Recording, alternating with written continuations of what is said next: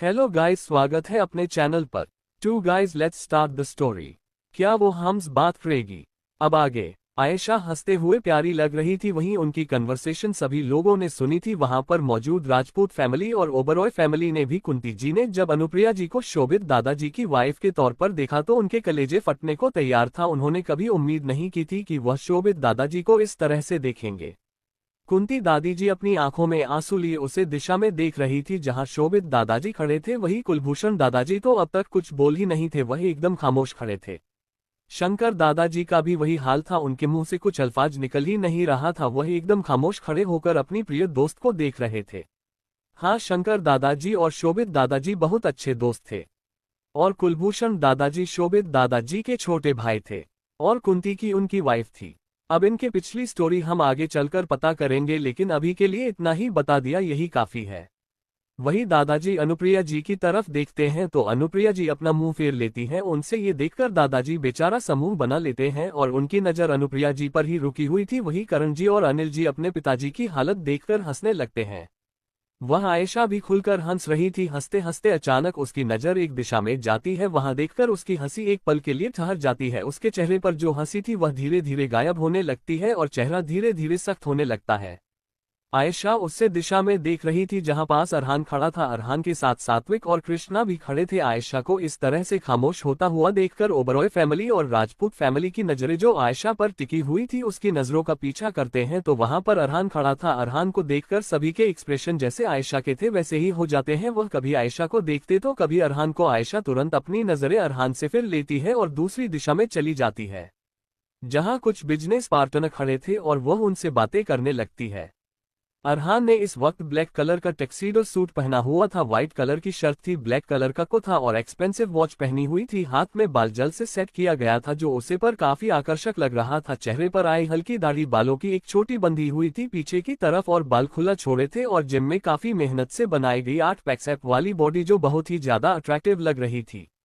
अरहान के हाथ में एक फ्लावर बुके था। वह दादाजी की तरफ बढ़ जाता है और उनका आशीर्वाद लेता है। दादाजी भी अरहान को देखकर हल्की मुस्कुराहट के साथ उसकी आशीर्वाद देते हैं और उसके हाथ से फ्लावर बुके ले लेते हैं और वह आयशा को आवाज देते हैं। आयशा जो अरहान का सामना नहीं करना चाहती थी लेकिन उसके बावजूद वह दादाजी का कहना नहीं डाल सकती थी, इसलिए वह दादाजी के पास आती है। दादाजी उसके कंधे पर रखकर उसे साइड से गले लगा लेते हैं और अरहान से इंट्रोड्यूस करते हुए कहते हैं, इनसे मिलो, यह है मेरी प्यारी सी पोती, मेरी छोटी सी जान आयशा राजावत। अरहान उनकी बात सुनकर एक नज़र उनको देखकर फिर अपनी नज़रें आयशा के ऊपर टिका देता है। उसकी ब्लू आंखें और गहरी हो जाती है। आयशा को वह तकरीबन 2 साल बाद देख रहा था लेकिन उसकी आंखों में आए उसे जज्बात को दादाजी अच्छे से पढ़ लेते हैं। वहीं अनिल जी भी आगे जाकर अरहान से मिलते हैं क्योंकि अरहान मुंबई का सबसे बड़ा बिजनेसमैन था, नंबर 1 बिजनेसमैन था, तो जाहिर था उनका स्वागत उन्हें अच्छे से करना ही था। दादाजी उनका स्वागत अच्छे से करते हैं और फिर आयशा की तरफ देखकर पूछते हैं, कहाँ है वह नन्हे शैतान, दिखाई नहीं दे रहा है दोनों। दादाजी की बात पर आयशा मुस्कुरा देती है और उनकी बातों का जवाब देते हुए कहती है, भाभी के पास है दोनों। दादाजी आयशा की बात सुनकर अपना सरसों में जिसे दिला देते हैं और फिर हम उनके पास ही कुछ बिजनेस पार्टनर आ जाते हैं। वह उनसे बात करने लगते हैं। आयशा भी वहां से हट जाती है, अंशी के साथ खड़ी होकर कुछ बातें करने लगती है। उसकी दिल की धड़कन बहुत तेज धड़क रही थी और उसकी नजर बार बार अरहान की तरफ जा रही थी जो उसे इंटेंस भरी नजरों से देख रहा था। अरहान की नजरों को महसूस करके आयशा खुद से बुदबुदाते हुए कहते हैं, यह इस तरह से क्यों देख रहा है? क्या यह नहीं चाहता था कभी कि आयशा से अलग हो जाए? क्या यह नहीं चाहता था कभी कि आयशा से हमेशा दूर रहे? ये हमेशा आयशा को टॉर्चर करता था और आज कैसे घूर घूर कर देख रहा है? और वैसे इसकी बीवी वह कहाँ है? स्नेहा अब तो इसकी बेटी भी है, फिर भी यह मुझे देख रहा है। ऐसा कहकर आयशा की नज़र उसे दिशा में जाती है जहां पर स्नेहा अपनी 1 साल की बच्ची को लेकर खड़ी हुई थी। उसके पास ही विराज खड़ा हुआ था और उनके साथ ही आरव, आदित्य, सोनाक्षी, प्रियम, आकाश, अर्णव, कश्मी भी मौजूद थे। सोनाक्षी के हाथ में भी इस वक्त 7 से 8 महीने का बेबी था, वह भी अपने बच्चे को संभालते हुए उन सभी से बात कर रही थी। अचानक अर्णव की नज़र उसे दिशा में जाती है जहाँ पर आयशा खड़ी हुई थी। आयशा की नज़र अपने तरफ महसूस करके अर्णव सभी की तरफ बिना देखे ही कहता है, क्या हमें आयशा से चलकर बात करनी चाहिए? अर्णव की बात सुनकर सभी की नजरें आयशा की तरफ जाती है जो उन्हीं लोगों को देख रही थी। ये देखकर सोनाक्षी और स्नेह एक दूसरे को देखते हैं और फिर उनके चेहरे पर एक गिल्ट नजर आता है और वह उसे दिशा में देखते हुए कहती हैं, क्या वह हमसे बात करेगी? सोनाक्षी और स्नेह का एक सा जवाब रहता है। सभी की नजरें उन दोनों पर आकर टिक जाती है तो सोनाक्षी स्नेहा एक दूसरे को देखकर फिर सबकी तरफ देखते हुए कहती है, पास्ट में जो कुछ भी हुआ है हमसे उसको लेकर क्या कभी हमसे बात करेगी आयशा? हमने तो कभी उसे अपने ग्रुप में शामिल होने ही नहीं दिया, हमेशा उससे नफरत से बात की है, हमेशा उससे अलग रखा है हम लोगों ने अपनों से, तो क्या वह कभी हमसे बात करेगी? सबको गए एक झटका। अब आगे। स्नेह और सोनाक्षी की बात सुनकर सभी की नजरों में अचानक एक गिल्ट नजर आता है। अर्नव की आंखें नम हो जाती है। सची तो कह रही थी स्नेह और सोनाक्षी, क्या वह कभी बात कर पाएगी उन लोगों से? क्योंकि उन लोगों ने तो कभी आयशा से बात नहीं की, हमेशा से उसे अकेला छोड़, हमेशा से उसे डांटा, उसे नफरत से बात की। क्या कभी वह कर पाएगी उन्हें मुझसे बात? क्या उन्होंने कोई वजह छोड़ी थी कि आयशा उनसे बात करे? विराज भी अपनी आंखें कस के बंद कर लेता है। वह जानता था सबसे ज्यादा अगर नफरत से किसी ने बात की थी तो वह विराज था। हमेशा वह जब भी आयशा को अपने सामने देखा तो उसे धक्का देकर लग जाता देता। जहां पर वह आयशा बैठी रहती वहां पर वह कदम तक नहीं रखता था। हमेशा जब भी आयशा उसके सामने आती है तो वह हमेशा उसे बुरा भला कहता था। वह भूल नहीं था कुछ और ना ही यह सब बातें भूलने वाली थी। कहते हैं कुछ चीज आपकी लाइफ में हमेशा के लिए रह जाती है, वही हाल था इन लोगों का। इन लोगों के हिस्से में सिर्फ और सिर्फ आयशा की नफरत और आयशा की इग्नोरेंस ही आएगी, क्योंकि उन्होंने कभी आयशा से ठीक से बात नहीं की, ना ही कभी उससे प्यार भरी नजरों से देखा और ना ही कभी उसे अपनी बहन के तौर पर एक्सेप्ट किया, क्योंकि उसकी कोई गलती कभी थी ही नहीं। हमेशा से कुछ एक्सीडेंट ऐसे हुए जिनका जिम्मेदार वक्त ने भी आयशा को ठहराया और हालात ने भी आयशा को ठहराया और इन लोगों ने भी आयशा को भी ठहराया। वह सभी अपनी नजरें आयशा पर जमा देते हैं जो उन्हें देखकर अपनी नजरें कब का फिर चुकी थी। आयशा को देखकर सुनंदा जी के आंसू भी रुके हुए थे, वह अब बह जाते हैं, क्योंकि आयशा एक बार भी ओबरॉय फैमिली या राजपूत फैमिली के पास नहीं आई थी। वह तो दादाजी से भी मिलने नहीं आई थी दोनों फैमिली के। आयशा काफी देर तक वहां पर खड़ी हुई थी और अंशी से बातें कर रही थी। उन्हीं के साथ एक दो फीमेल बिजनेस पार्टनर और थी, उनकी जो बातें कर रही थी उनसे अरहान भी आयशा को एक तक देखे जा रहा था। वह गोल्डन कलर की हल्की हैवी साड़ी में काफी खूबसूरत लग रही थी, एकदम मिनिमल सी ज्वेलरी पहनी हुई थी, गले में पतली सी लॉकेट थी डायमंड की और कानों में ईयरिंग स्टेट द बालों को खुला छोड़ा हुआ था कल करके और हाथों में एक पतला सा ब्रेसलेट था। इसके अलावा उसने कुछ भी नहीं पहना था और चेहरे पर बिल्कुल हल्का और सटल सा मेकअप किया था उसने, जो उसे पर बहुत खूबसूरत लग रहा था। अरहान की नजर आयशा पर टिकी हुई थी। अरहान एक जगह खड़ा होकर आयशा को देखे जा रहा था। उसके पास ही सात्विक और कृष्णा भी खड़े हुए थे। वह दोनों कभी अरहान को देखते तो कभी आयशा को देखते। पार्टी ऑर्गेनाइज की गई थी, वहां पर एक और बात थी इम्पोर्टेंट, वह ये थी कि बच्चों के खेलने के लिए क्षेत्र भी अलग थे। कीर्ति जी जो वही खड़ी होकर सभी गेस्ट को आराम से देख रही थी, वह सोनाक्षी और स्नेहा के पास आती है, उनके गोद में बच्चों को देखते हुए मुस्कुराते हुए कहती है, आप लोग यहाँ पर बच्चे को लेकर क्यों खड़े हुए हैं? वहाँ पर बच्चे का खेलने के लिए क्षेत्र बनाए गए हैं, आप अपने बच्चों को वहाँ छोड़ सकती हैं, वहाँ तरह तरह के गेम एंड सर्वेंट मौजूद है बच्चों की देखरेख के लिए। स्नेह और सोनाक्षी एक दूसरे को देखते हैं और फिर मुस्कुराते हुए उनसे पूछती है कि वह जगह कहाँ पर है, तो कीर्ति जी वह जगह बता देती है और उन्हें लेकर भी चली जाती है। वहीं दूसरी तरफ पार्टी इस वक्त जोरों पर थी अपने और सारे जितने भी लोग थे वह बात कर रहे थे। किसी के हाथ में जूस का गिलास था तो कोई स्टार्टर खा रहा था, कोई बात कर रहा था हंसते मुस्कुराते हुए, कोई अपनी ज्वेलरी एंड साड़ी का शो ऑफ कर रहा था तो कोई उदास खड़ा था, किसी की आंखों में आंसू थे तो कोई बेहद खुश था।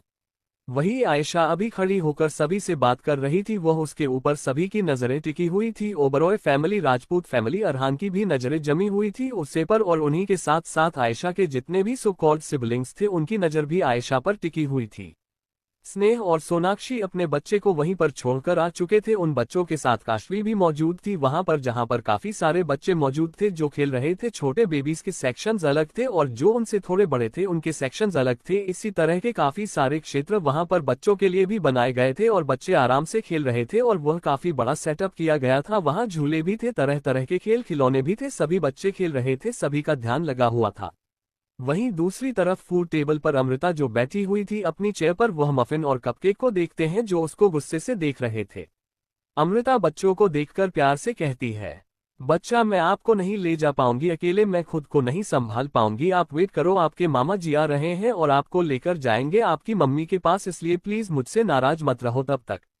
बच्चे इसलिए गुस्सा थे क्योंकि उन्हें अपनी मामा के पास जाना था लेकिन वह लोग जा ही नहीं पा रहे थे और इसीलिए वह अमृता से गुस्सा होकर मुंह फुला कर बैठे हुए थे। अमृता भी काफी परेशान हो गई थी कि थोड़ी देर में वहां पर अव्यान आता है, मफिन और कप केक को अपनी गोद में लेता है और दोनों ही खुशी खुशी अपन मामा की गोद में चले जाते हैं। अव्यान भी बच्चों को गोद में लेकर उसे दिशा में चल देता है जहां पर आयशा सबके साथ मौजूद थी।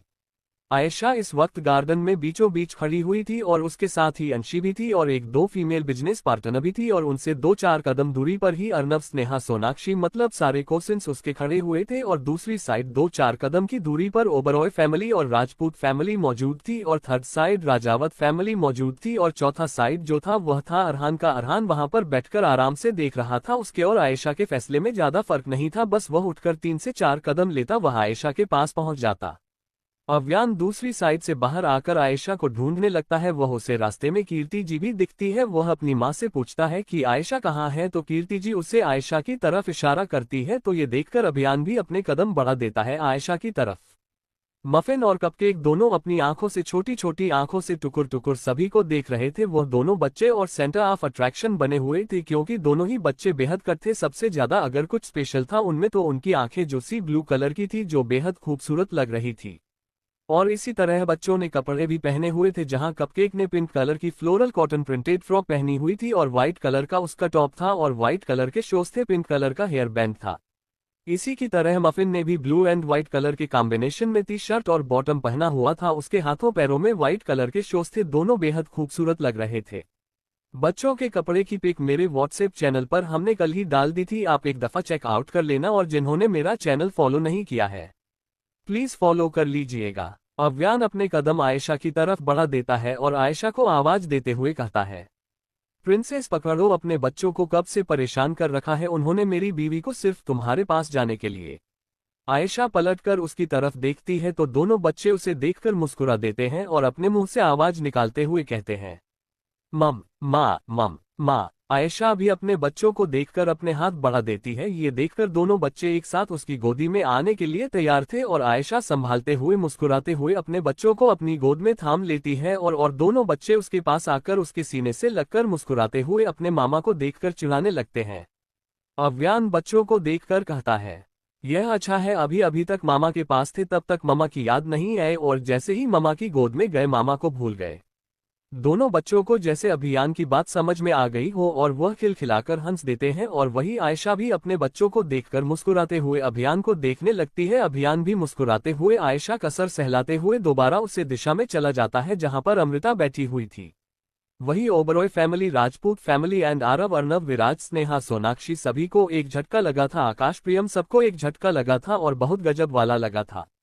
बार काउंटर के पास खड़ा अरहान की नजर जैसे ही आयशा और अपने बच्चों पर जाती है, उसकी आंखें जो अब तक गहरी थी, इंटेंस नजरों से वह आयशा को देख रहा था, उसकी नजर अपने बच्चों पर थमसी जाती है। I am all right Mrs Rajput. दोनों बच्चों को जैसे अभियान की बात समझ में आ गई हो और वह खिलखिलाकर हंस देते हैं और वही आयशा भी अपने बच्चों को देखकर मुस्कुराते हुए अभियान को देखने लगती है। अभियान भी मुस्कुराते हुए आयशा का सर सहलाते हुए दोबारा उसे दिशा में चला जाता है जहां पर अमृता बैठी हुई थी। वही Oberoi family, Rajput family and Aarav, Arnab, Viraj, Sneha, Sonakshi सभी को एक झटका लगा था। आकाश प्रियम सबको एक झटका लगा था और बहुत गजब वाला लगा था। बार काउंटर के पास खड़ा अरहान की नजर जैसे ही आयशा और अपने बच्चों पर जाती है, उसकी आंखें जो अब तक गहरी थी, इंटेंस नजरों से वह आयशा को देख रहा था, उसकी नजर अपने बच्चों पर थमसी जाती है।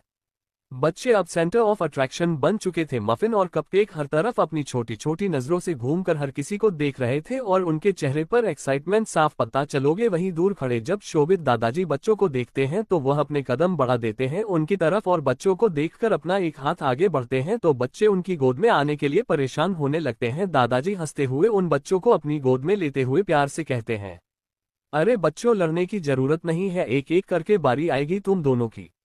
दादाजी ने सबसे पहले मफिन को लिया था और मफिन के जाते ही कपकेक, जो दादाजी की गोद में जाने के लिए बहुत ज्यादा उत्साहित हो रही थी, उसका मुंह फूल जाता है और वह मुंह फूलते हुए दादाजी को गुस्से भरी नजरों से देखने लगती है और उसके बाद वह अपनी ममा को देखते हुए कहती है, मम डा डू बा डी। उसके इस तरह खाने से दादाजी भी उसे देखकर मुस्कुराते हुए कहते हैं, अरे नहीं छोटा शैतान, तुम्हें भी लूंगा, थोड़ा सब्र रखो। वही करण जी तो जो ज्यादा दूर नहीं खड़े थे, वह कपकेक को इस तरह से गुस्सा होता हुए देखते हैं तो वह भी उसके पास आते हुए कहते हैं, अरे मेरा छोटू सब प्रिंस, गुस्सा नहीं होते, दादू के पास ना सही अपने नानू के पास आ जाओ, नानू भी आपको बहुत प्यार करेंगे। कपकेक जो मुंह फुलाकर अपना चेहरा दूसरी तरफ मोड़ लेती है, लेकिन करण जी की बात सुनकर उसके चेहरे पर भी मुस्कुराहट आ जाती है और वह अपना हाथ पैर करने लगती है करण जी के पास जाने के लिए। आयशा भी उसे संभालते हुए करण जी के हाथ में दे देती है। करण जी के हाथ में जाते ही वह मशीन की तरफ देखते हुए मुंह चिढ़ाने लगती है, तो मशीन भी उसे देखकर मुंह चिढ़ाने लगता है और दोनों भाई बहन की नोकझोंक देखकर सभी खुलकर हंसते हैं। वहीं दूर खड़ी Rajput family and Oberoi family जब बच्चों को देखते हैं तो देखती रह जाती है, खासतौर से बच्चों की ब्लू आंखें देखकर अभिजीत जी और सोनम जी एक दूसरे को देखने लगते हैं। अभिजीत जी की आंखें ब्लू थी इसलिए अरहान को ब्लू आंखें मिली थी, और अरहान की ब्लू आंखें थी इसी वजह से उसके बच्चों को ब्लू आंखें मिली थी, और वह एक दूसरे को हैरान भरी नजरों से देखने लगते हैं। सनम जी के चेहरे पर इस वक्त मुस्कुराहट थी और आंखों में आंसू आ गए थे। वह अभिजीत जी का हाथ कसकर थाम लेती है। अभिजीत जी भी उनकी तरफ देखकर गहरी सांस लेते हुए कहते हैं, काश सनम तुमने वक्त रहते सब कुछ संभाल होता तो बच्चे आज हमारे पास होते और हमारी बहू भी हमारे पास होती। ऐसा कहकर अभिजीत जी नागवरी से सर हिला देते हैं। वह पहचान गए थे कि वह उनके अरहान के ही बच्चे हैं, क्योंकि मफिन बिल्कुल अरहान की कॉपी था। जब अरहान छोटा सा था सोनम जी भी पहचान चुकी थी मफिन को। कपकेक पूरी अपनी मामा की फोटो कॉपी थी, इसी वजह से सुनंदा की और शैलेश जी एक ही बार में पहचान चुके थे, लेकिन बस कपकेक की आंखों का कलर अलग था। जहां आयशा की आंखें काली गहरी रंग की थी तो वही उसके बच्चों की आंखें ओशियन ब्लू कलर की थी, जो बेहद खूबसूरत थी। दूर से देखकर वह लोग तड़प रहे थे कि आखिर उनकी बेटी भी उनसे दूर हो चुकी थी और उनके नाती भी दूर हो चुके थे। वही सबसे ज्यादा हैरान तो विराज था। विराज, अर्नव, प्रियम, आकाश, आदित्य, काशवी, आरव, सोनाक्षी सभी लोग हैरान थे कि के पास बच्चे भी है, ये जानकर सभी लोग हैरान थे। वही अरहान बार काउंटर के पास खड़ा हुआ था, उसकी नजर बराबर अपने बच्चों पर जमी हुई थी। उसकी आंखों में एक अलग तरह के इमोशन उमड़ रहे थे। वह खामोश नजरों से उसे दिशा में देख रहा था। भले ही उसका चेहरा शांत हो, लेकिन उसकी आंखें बहुत कुछ कह रही थी, जैसे वह उनके पास जाना चाहता हूं लेकिन चाहकर भी अपने कदम उससे तरफ नहीं बढ़ा पा रहा था।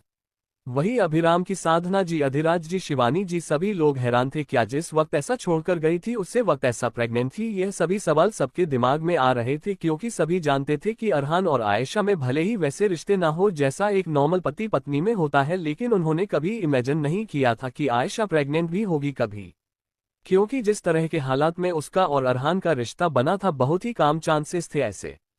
शिवानी जी से अब बिल्कुल भी बर्दाश्त नहीं होता। वह अपने कदम आयशा की तरफ बढ़ा देती है। आयशा मुस्कुराते हुए अपने बच्चों को देख रहे थे और राजावत फैमिली इर्द गिर्द खड़ी हुई थी। शिवानी जी अपनी कदम बढ़ाते हुए आयशा के पीछे जाकर उसके कंधे पर हाथ रख देती है। ऐसा फौरन पलटकर उसे दिशा में देखती है कि किसने उसके कंधे पर हाथ रखा है, तो सामने शिवानी जी मौजूद थे। शिवानी जी को देखकर आयशा की आंखों में कई तरह के इमोशनल नजर आने लगते हैं, कभी दर्द के, कभी प्यार के, कभी नफरत के। हाँ, यही वह औरत थी जो इस घर में उसे सबसे ज्यादा प्यार करती थी। यही वह औरत थी जो उसे कभी एक माँ की कमी महसूस नहीं होने दी, माँ के रहते हुए भी। लेकिन कहते हैं ना, सिर्फ एक छोटी सी मिसअंडरस्टैंडिंग में सब कुछ खराब कर दिया था। आयशा की आंखों में जो पहले दर्द और प्यार नजर आ रहा था, अचानक धीरे धीरे एक नफरत में तब्दील होने लगी। वह चीज, क्योंकि विराज ने कोई कसर नहीं छोड़ी थी उससे नफरत करने में। आयशा को याद आने लगता है कि कैसे वह शिवानी जी से मिलने के लिए तड़पती थी, रोती थी, लेकिन कोई भी उसे मिलने नहीं देता था। सिर्फ यही कहते थे कि तुम्हारी वजह से आज तुम्हारी बुआ की यह हालत है, तुमने ही की है, सिर्फ और सिर्फ इसकी वजह तुम ही हो। ये जानकर आयशा बहुत टूटती थी,